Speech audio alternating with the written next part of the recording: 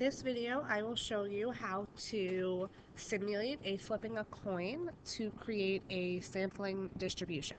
So first, let's talk about some basic things when it comes to flipping a coin. What is the sample space when we're flipping a coin? Well, my sample space is just the total possible outcomes that I could have. So when I'm flipping a coin, my options are heads or tails.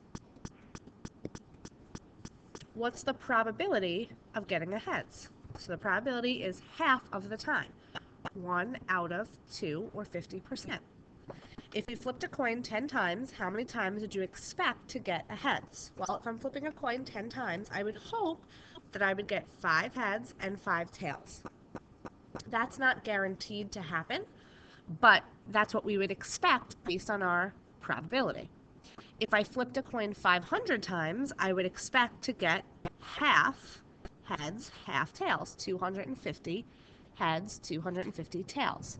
Once again, that's not always guaranteed to happen. It's called sampling variability. I may get 240 heads and 260 tails, or 251 and 249. It's not guaranteed. So we're going to do a little simulation here where I'm going to flip a coin. I'm going to do 10 times, and we're just going to record what happens so you can see how a sampling distribution comes to be.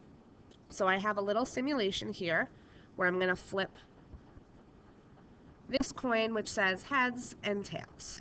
So I got heads, so I'm going to mark off that it was heads. And I'm going to just do it 10 times here. Heads,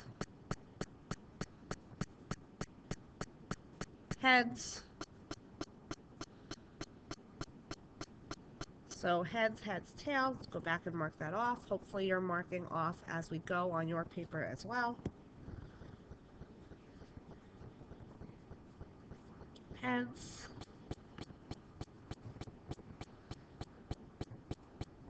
heads, heads. So I got 3 more to go.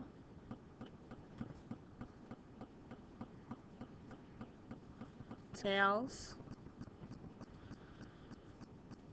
tails, heads.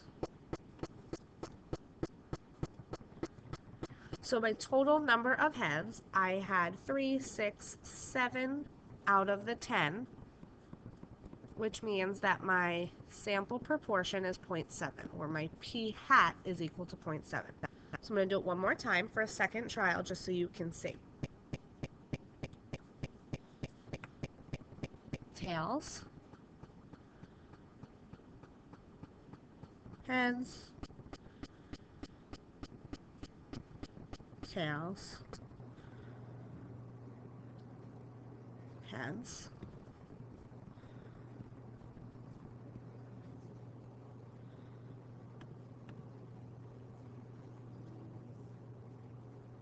tails,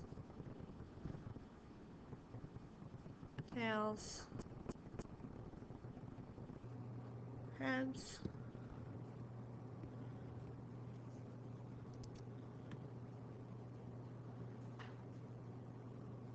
tails, tails, heads. So this time I got 4, so 4 out of 10 would be 0.4 as my sample proportion.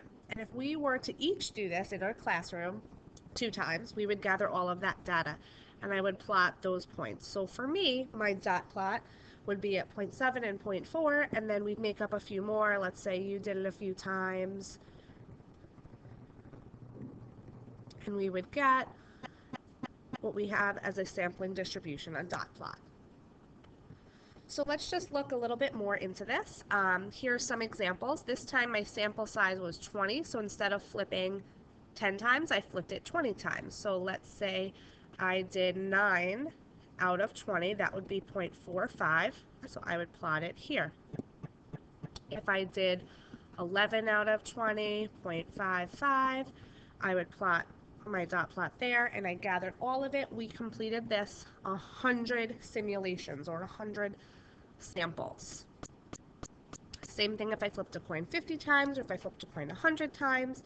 And the big thing, the big takeaway here is that as sample size increases, variability decreases. And basically what happens as variability decreases, you get closer and closer and closer to your true center.